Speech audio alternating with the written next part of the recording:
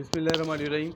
अस्सलाम वालेकुम dear students. हमने प्रीवियस चैप्टर में इसकी ट्रांसलेशन पढ़ी थी। आज हम इसका वहीं से आगाज़ करते हैं और आज हम इसके क्वेश्चन एंड आंसर भी जो है ना वो सॉल्व करते हैं। अगर आप यहाँ से इसका आगाज़ लें इस जगह से, द करेज ऑफ डिस्पेयर, यहाँ से हम इसका आगाज़ यहाँ से आज हम करेंगे। तो इससे प्रीवियस जो हमने ट्रांसलेशन पढ़ी थी उसमें हमने देखा था कि वो किस तरीके से वो फेंकने में कामयाब होगा, तो वो कामयाब होने की कोशिश कर रहा था। तो यहाँ पे वो कह रहा है with the courage of despair. Courage कहते हैं हौसले को और डेस्पेयर कहते हैं उदासी, मायूसी। तो मायूसी की एक हिम्मत सी लिए आई टुक द हीव, मैं आगे झुका, द सैक ड्रॉप्ड शेयर, मैंने फ़ौरन से वो बोरी गिरा दी। अ वेस्ट स्प्लैश, एक बड़ी सी जो है ना छपाके की आवाज़ आई, गूंज आई पानी में गिरने की। और इसके बाद चारों तरफ चार सू जो है ना वो खामोशी बिखर गई। नो वन केम, कोई भी नहीं आया। आई टर्न होम, मैं वापस घर आ गया। And as I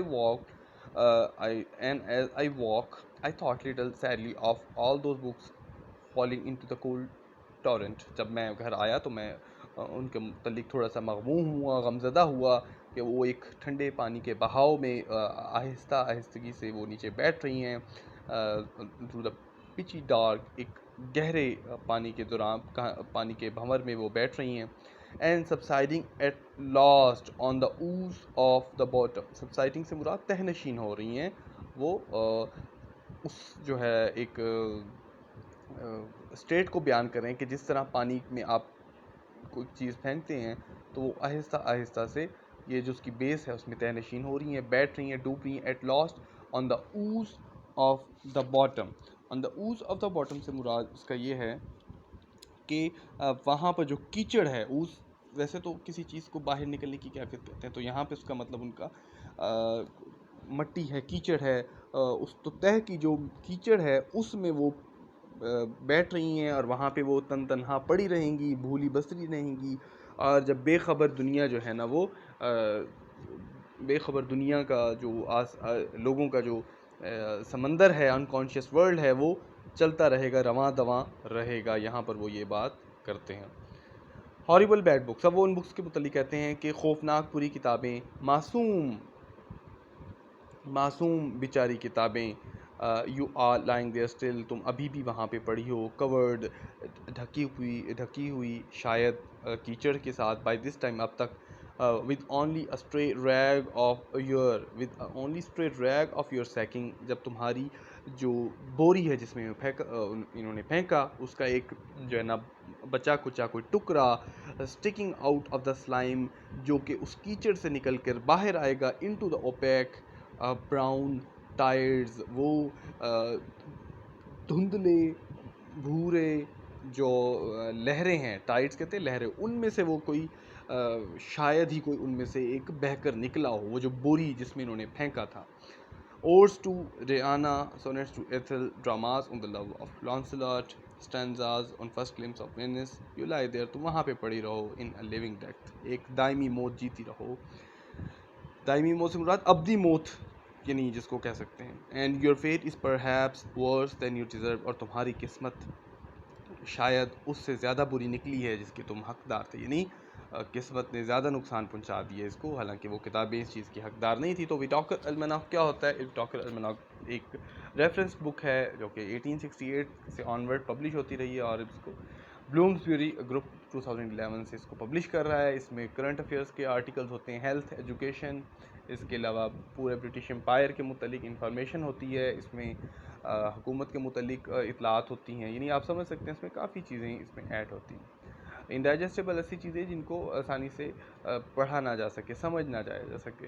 reluctant, unwilling होना, सॉर्ट आउट, किसी चीज़ को तरतीब से रखना, एविक्ट, बाहर निकालना। कॉमुलेट से मुराद है कि इकट्ठा करना, ठीक हो गया। किचन रेंज से मुराद आप जहाँ पे खाना पकाते हैं। कंज्यूम से मुराद किसी चीज़ को इस्तेमाल में ले आना या इसको गर्क कर देना। Destroy as by fire, granite, सख्त पत्थर। कॉन्साइन, हवाले कर देना। Cold lip in the air, ठंडी हवा या ठंडा महसूस होना। स्वैग कहते हैं चोरी का माल। Investigation, inquiry. फर्टिव से मुराद सीक्रेटली यानी खुफिया तरीके से, फर्टिव एक्ट जिसको वो कहते हैं। स्विल्स, भंवर कहते हैं ऑटोमेटिकली, स्पॉन्टेनियसली, खुद ब खुद। रोमिनेशन से मुराद अपने ख्यालों में खोया हुआ।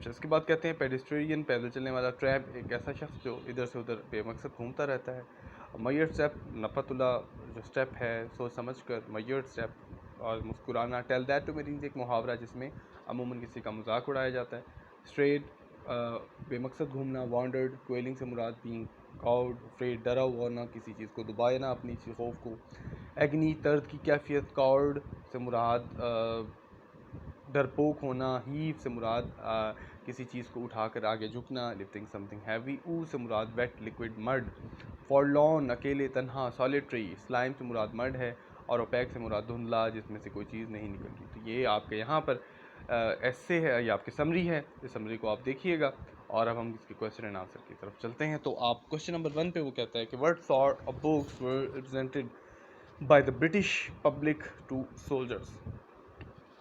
तो आप ये कह सकते हैं कि most of the books sent to the soldiers were usually ordinary, but majority of the population sent useless books to the soldiers.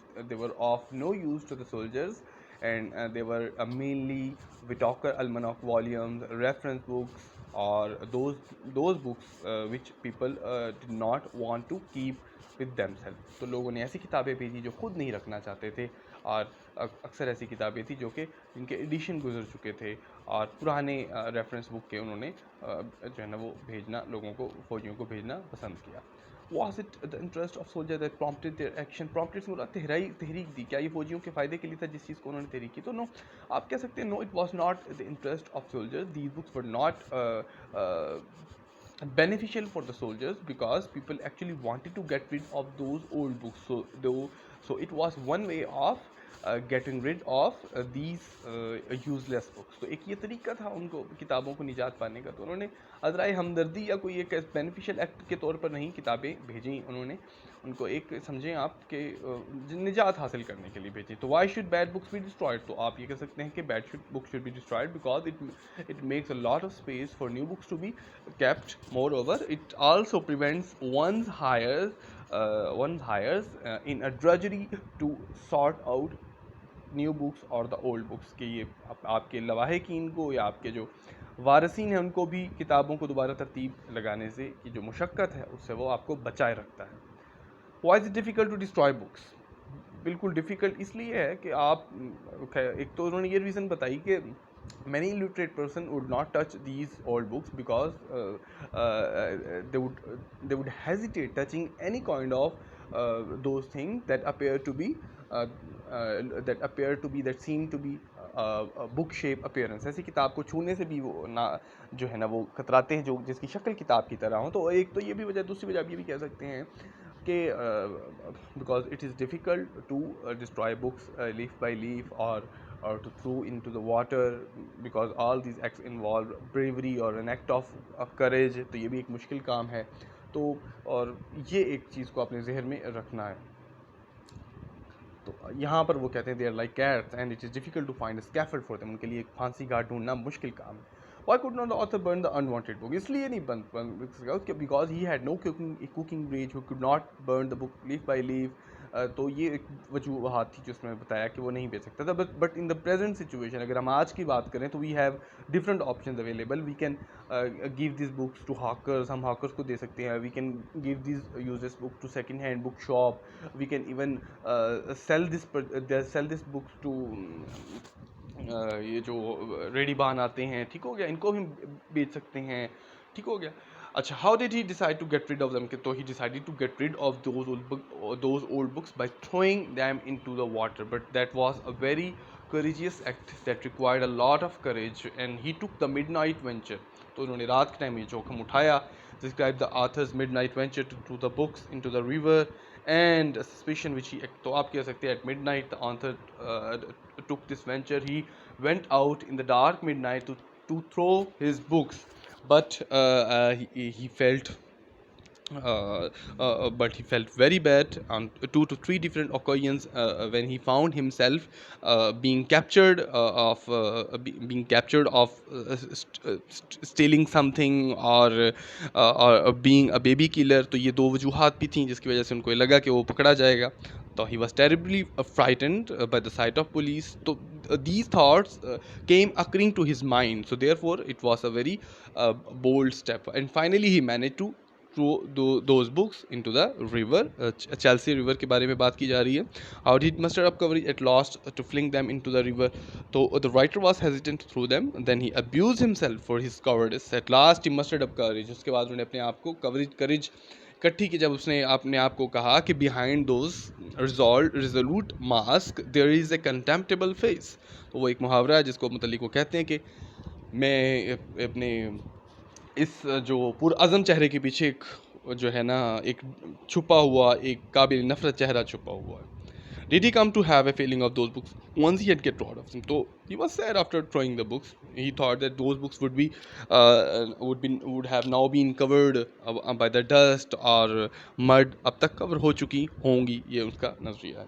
तो ये आपके MCQs हैं, इनको भी एक नज़र देखिएगा. आपके पास जो पेपर में मौजूद हैं उनको भी आपने देखना है. जो आपके पास हेल्पिंग बुक में हैं उनको भी आपने पढ़ना है और उसको बिल्कुल नज़रअंदाज मत कीजिएगा. ये सोच कर के बस यहीं से लेक्चर पढ़ लिया और घर जाके किताब ना खोली, ये आपके लिए ख़तरनाक साबित हो सकता है. तो ये जहन में रखें कि आपने इसको पढ़ना है. ट्रैम्प से मुराद वैगाबॉन्ड, बेमकसद घूमने फिरने वाला. इसके अलावा एग्नी से मुराद तकलीफ़ की कैफियत है. इसी तरह अनकंसर्न बेपरवाह होना, और सॉलिटरी आवारा मकसद घूमना. स्वैग चोरी का माल, सस्पिशियस जिस पे शक किया जा सके. ठीक हो गया. और डाउटफुल से मुराद जिस पे शक किया जा सके कैलोस फांसी घाट. और यहाँ पर अगर आप यहाँ पर देख रहे हो तो अनविलिंग से मुराद है रिलक्टेंट. तो यहाँ ये आपने सारों को देख लेना है. इसकी मैं PDF फाइल भी आपको सेंड कर दूँगा, तो इसको आप उसकी तैयारी कर लीजिएगा. अल्लाह हाफिज़.